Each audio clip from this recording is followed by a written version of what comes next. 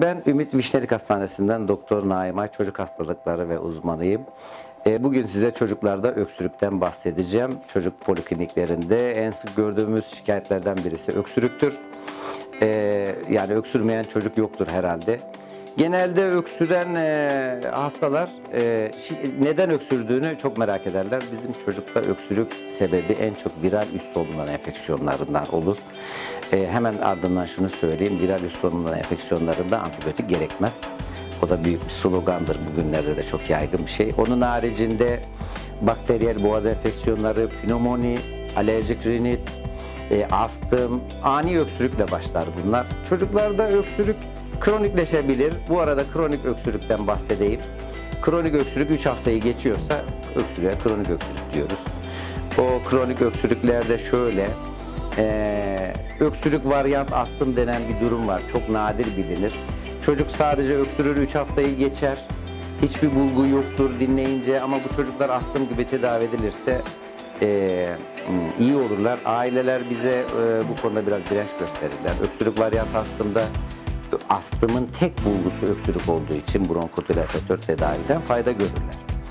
İkincisi, öksürük 3 haftayı geçiyorsa postnazal akıntı sendromu dediğimiz alerjik rinit sinüzit hastalığı olur.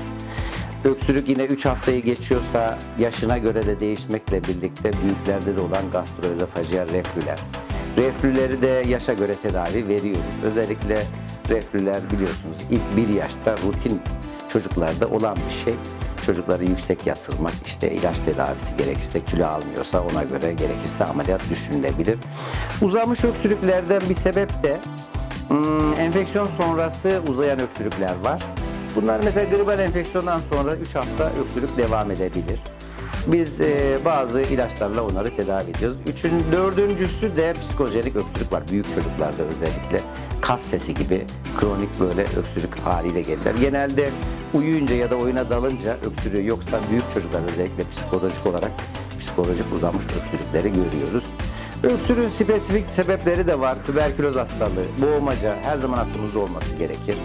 Pulmoner hemostoruzu dediğimiz bir hastalık var. Çok nadir görülen bir şey. Yine aklımızda olması lazım. Tabii küçük çocuklarda özellikle yabancı sim, yaşa göre öksürük sebepleri değişebiliyor. Küçük bebeklerde reflü olur, doğumsal anomaliler olur. 6. aydan sonra özellikle daha erken de olabilir ama immün yetersizlikler devamlı öksürük yapar. Daha sonra büyük çocuklarda yabancı sim, oyun çocukları özellikle küçük parçalı oyuncaklarla, işte çerezlerle yediği zaman, oynadığı zaman boğazına kaçırıp akciğerine kaçırabiliyorlar. Bunlarda da aklımıza gelmesi lazım. Özellikle öksürük büyük çocuklarda tabii ki sigara içimi, artık gençlerde sigara içimi de arttı. Onu da sorgulamak gerekiyor maalesef, aileler de söylemiyorlar.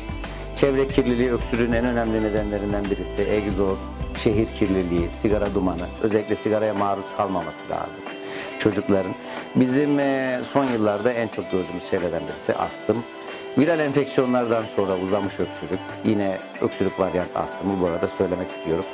Öksürüğü gelen çocuklarda biz tahlil yapıyor muyuz? Çocuğun durumuna göre hafif yeni başlamışsa herhangi bir test yapmıyoruz, ama uzamışsa muhakkak akciğer grafisi, kan tahlili, alerji ölçümü, işte bazen çok nadiren verem testi, boğmaca testi, özofagus pH monitorizasyonu dediğimiz bir test var mesela reflülerde.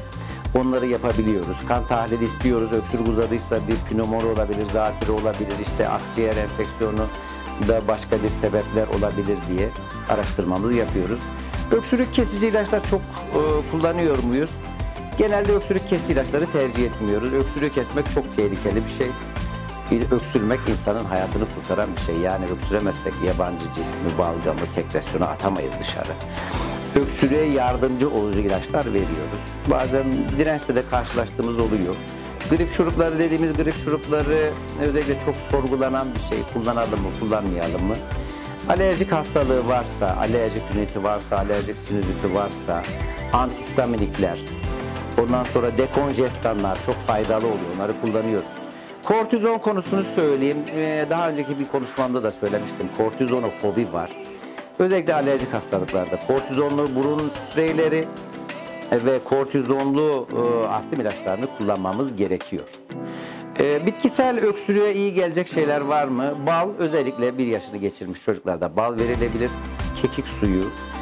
Bir de sinir otu diye bir şey var. Bazı öksürük çocuklarında var. Bunlar standart böyle bitkisel tedavide kullanılabilir.